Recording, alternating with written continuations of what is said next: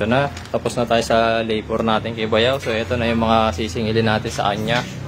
Bali, ito yung relay. Ito yung relay na ginamit natin. Galing yan sa Raider ko. Tapos shrinkable tube. Yung, ay wire, yung wire. Lugi pala ako, ginamit ata ng wire ah. Ano pa? Yung ano, tawag dito, lighter, pinarenta ko sa'yo. Tapos itong aking electrical tape. O diba, gumamit pa ako noon, hindi ko pa na-charge. Bali, ito yung babayaran sa atin ni Bayaw. Tama pa, check na lang po, sir. Sige, kausapin mo na yung ate ko. Ha? Kausapin mo na yung ate ko. 12.9 lang, sir, ha? Ate! Oh. Flasher relay, mga bossing. Ito yan, 1.5. Tapos, shrinkable tube. Ito yung mga to, yung mga yan. Gumamit ako mga 9 pieces. Ito po. Bali, siyam na piraso yung ginamit ko. 950, 450. Electrical tape. Galing pa po ng ano to. Ang ibang bansa, kaya medyo mahal na. Yung lighter, nung sinusunog ko yung shrinkable tube, yan, syempre may renta yan. Tapos yung ginawa ko labor, murang-mura. Tapos may discount ka naman eh. Discount 50. Makatarungan na singil yan. Ito mga bossing, so meron tayong client for today's video. Ayan. Kung naaalala nyo si Bayaw, problemado dito sa motor niya. Ano sira? Ha? Pansit. Anong pansit? Pansit yung lubid. Tingnan, ano ang problema kanina? Ito yung nirereklamo niya eh. Yung signal light, ayaw mo ganun. Sige nga. Start mo muna. Pakita muna natin yung problema. Start mo. Okay, signal. Okay.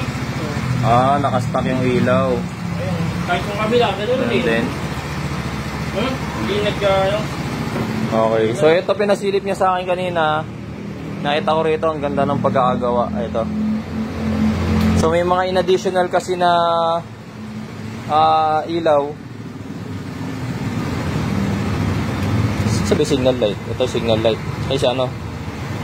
signal light. Sa... Dali. Ikaw gumawa. Naknato ko naman. Oh. Tuturuan nga ito eh. Ito. Yan.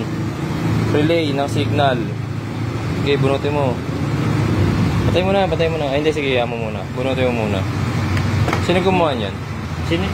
Sindi. Pinangalanan mo talaga. Ito pala eh. Oh. Ayan oh. Ba't naman kasi nag-tap ng wire dito sa relay? Tanggalin mo. Ito ba? Oh, bunutin mo muna. Hindi, bunutin mo muna. Kasi mga electrician to eh. Oh, ayan oh. Oh, kabit mo.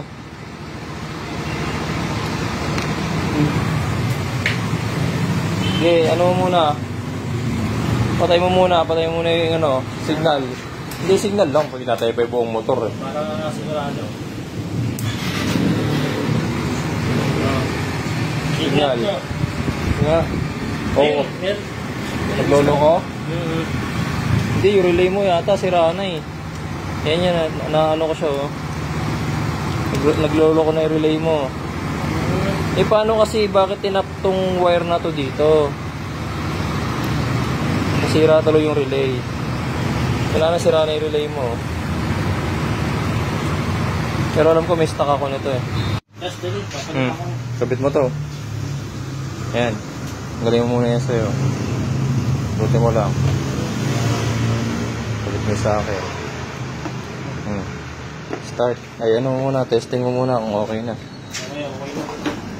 Sana okay na. Ayaw na mag-start. Nga signal.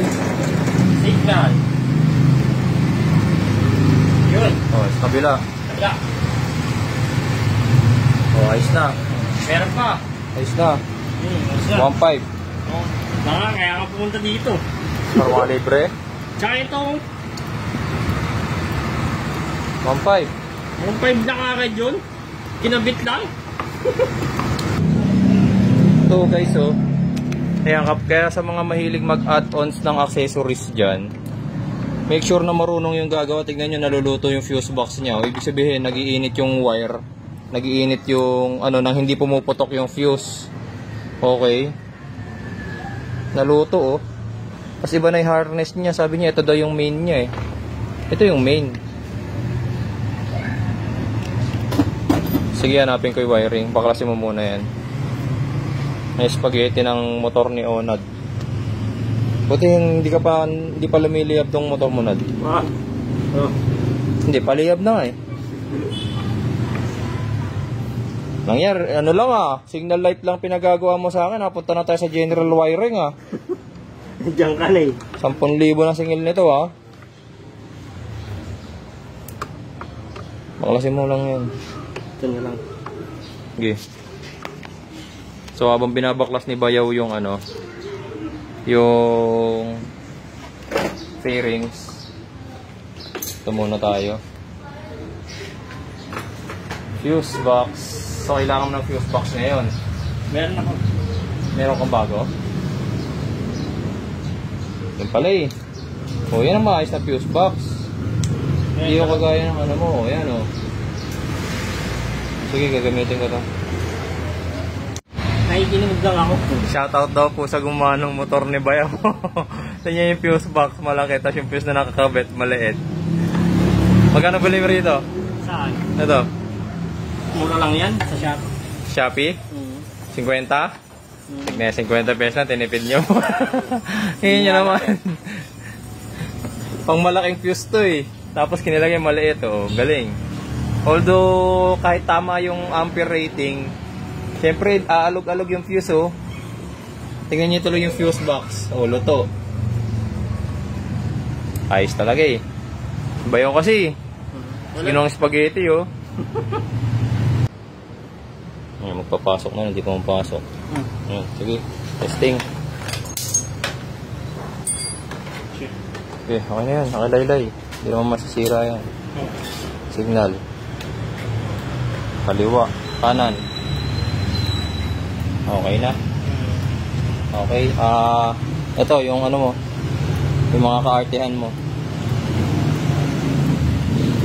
Yan. Isa pa. Okay. Off. Off ulit. On. Isa pa. Okay. Yung isa. Ito. Ito yung switch na. Asan yung switch? Domino. Yan nasa ilalim. Okay. Okay. Isa pa. Okay. So, sira na to, Nad. Pundido na. Sapo na yan. Okay, sige.